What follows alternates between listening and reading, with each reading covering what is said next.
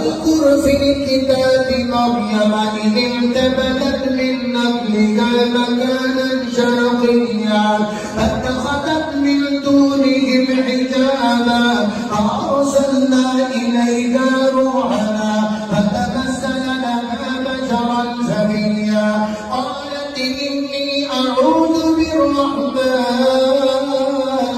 منك إن كنت تقيا قال إنما أنا رسول ربك لأهب لك غلاما زكيا قالت أنى يكون لي غلام ولم يمسسني بشر ولم نك بغيا قال كذلك قال ربك هو علي هين ولنجعله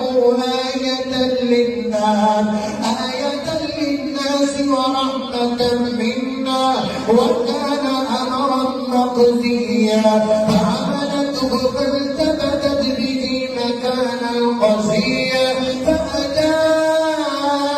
فأجاءها المخاض إلى جذع النخلة قالت يا ليتني مت قبل هذا وكنت نسيا منسيا فناداها من تحتها ألا تحزني قد جعل ربك تحتك سريا وهزي إليك بجذع النخلة تصفق عليك رتبا جنيا فكلي واشربي وقري عينا فإما ترين من البشر أحدا فقولي إني نذرت للرحمن صوما فلن نكلم اليوم إنسيا فأتت به قومها تحمله قالوا يا